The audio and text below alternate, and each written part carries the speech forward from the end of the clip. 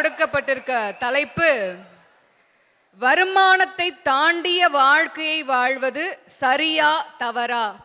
நான் சரின்னு பேசுறேன். நீங்க சரின்னு ஒத்துக்கலைனாலும் கூட இந்தியாவில் கிட்டத்தட்ட 65% பேர் வருமானத்தை தாண்டிய வாழ்க்கையை தான் நம்ம வாழ்ந்துட்டு இருக்கோம். முன்னாடி எல்லாம் சம்பாதிச்சுட்டு வீடு வாங்குவோம். இப்ப வீடு கட்டிட்டு அதுக்காக சம்பாதிக்கிறவங்க தான் நிறைய பேர் ஓடிட்டு இருக்கோம். நீங்கெல்லாம் குறை சொல்லலாம். நீங்க வருமானத்தை தாண்ட ஒரு வாழ்க்கையை வாழ்றீங்க அப்படின்னு சொல்லிட்டு குறை சொல்லிட்டே இருக்கலாம். இந்த 4 பேர் குறை சொல்றாங்க அப்படின்னா உண்மையிலே எங்க மேல குறை இருக்குன்னு அர்த்தம் கிடையாது. சொல்ற 4 பேருக்கு வேற வேலை இல்லைன்னு அர்த்தம், அவ்வளவுதான். எங்க சொந்தக்காரங்க எல்லாம் இருக்காங்கல்ல, எப்படி தெரியுமா? எல்லா சொந்தக்காரங்களும் இது ரெண்டா தான் நினைப்பாங்க. 1, இவனுக்கு ஏதாவது செய்யணும், இவனுக்கு ஏதாவது செய்யணும். 2வது, இவனை ஏதாவது செய்யணும்னு நினைப்பாங்க. அப்படிப்பட்டவங்க முன்னாடி நாங்க வாழ்ந்து காட்டணும்னா வருமானத்தை தாண்டிய ஒரு வாழ்க்கையை தான் வாழ்ந்தாக வேண்டியிருக்கு. உண்மைதானே? நம்ம எல்லாருமே சொல்றோம் தேவைகள் எல்லாம் ஆசையாயிடுச்சு அப்படின்னு சொல்லிட்டு இருந்த அந்த காலம் போயிட்டு இப்ப ஆசைகள் எல்லாம் தேவையாயிடுச்சு அப்படிங்கிற ஒரு காலத்துல நம்ம வாழ்ந்துட்டு இருக்கோம். ஒருத்தர் இருந்தா நான் லோன் வாங்கினா, எதுக்கு எடுத்தாலும் லோனு. ஆடுக்கு லோன் வாங்கியிருக்கான், அந்த கடனை கட்டல, ஆட்டை தூக்கிட்டு போயிட்டாங்க. சரி, ஒரு மாட்டை வாங்கியிருக்கான், மாட்டுக்கு லோன் கட்டல, மாட்டை தூக்கிட்டு போயிட்டாங்க. சரி, கஷ்டப்பட்டு ஒரு வீட்டை கட்டியிருக்கான், வீட்டுக்கு லோனை கட்டல, வீட்டை பிடிங்கிட்டு போயிட்டாங்க. அப்பதான் அவன் நினைச்சானா, நம்ம கல்யாணத்தை கூட லோன் வாங்கி கட்டியிருந்தா எவ்வளவு நல்லா இருக்கும். சும்மா சாதாரணமா சொல்லிட்டு போயிட முடியாதுங்க. வைரமுத்து அவர்கள் வைரமா ஒரு கவிதையில ஒண்ணு சொல்லியிருப்பாரு. வாழ்க்கையின் யதார்த்தத்தை, வாழ்க்கையில கஷ்டப்படுற ஒரு விஷயத்தை இதை விட மிக சிறப்பா யாரும் சொல்லிட முடியுமான்னு யோசிக்கிற அளவுக்கு சொல்லியிருப்பாரு. குளத்தாங்கரையோரம் குறும்பாடு மேய்ச்சி வரும் ஐயா பேர் என்ன? ஐயனாரு சேர்வைங்களா? தும்ப பூவாட்டம் தொங்கு மீச நரைச்சிருச்சு. ஐயாக்கு வயசு என்ன?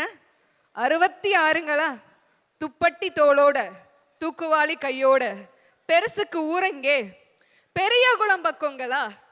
காத்தோ கடுங்காத்து, கண் மறைக்கும் செங்காத்து, அம்மி பறந்து வர ஆலமரம் விழும் காத்து. இந்த காத்தோட இழந்த முள்ளு காட்டோட அத்துவான ஜாமத்துல ஆடு மேய்க்க வந்ததென்ன? ஒட்டு கோவணமே ஓரிடத்தில் நிக்கலையே, அத்துவான காட்டுக்குள்ள ஆடு மேய்க்க வந்ததென்ன? இது கேள்வி. இதுக்கு அந்த பெரியவர் பதில் சொல்றாரு. உட்கார தம்பி, ஊறுபட்ட கதை இருக்கு. என்னைக்கு ஏன் பொண்டாட்டி என்னை விட்டு போனாலோ அன்னைக்கே ஏன் படுக்க திண்ணைக்கு வந்துருச்சு.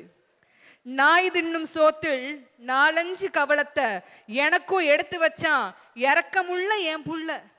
கோணி சாக்கோட குடித்தன நான் நடத்தையில லோகநாத மகராசன் லோன் வாங்கி தாரேன்னா.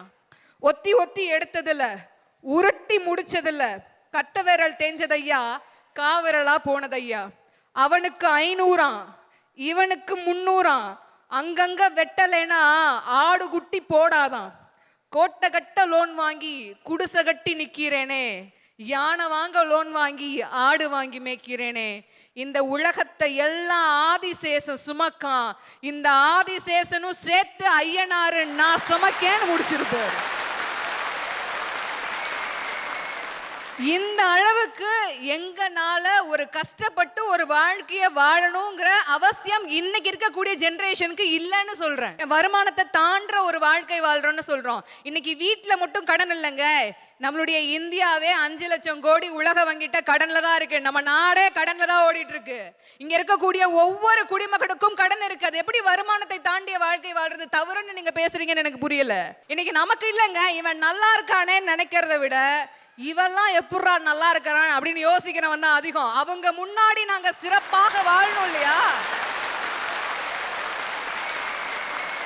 அதனால நடுவர்களே, நம்மளுடைய உடம்புல ஓடக்கூடிய ஒரு சொட்டு ரத்தம் 1 மணி நேரத்துல 14 கிலோமீட்டர் சுத்தி வருது.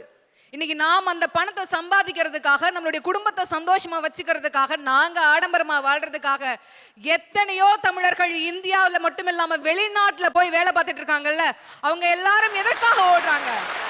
அவங்களுக்காக இல்லை நடுவர்களே. நம்மள எல்லாம் இவெல்லாம் வாழ்ந்துருவானா, அவெல்லாம் எப்படி வாழ்ந்துருவான் அப்படின்னு நினைக்கிறவன் முன்னாடி வாழ்ந்துட்டு கடந்து போகும்போது சிரிச்சுட்டு போயிடணும் அப்படிங்கிற ஒரே ஒரு ஆசை மட்டும்தான். அதை எப்படி நீங்க தவறுன்னு சொல்ல முடியும்?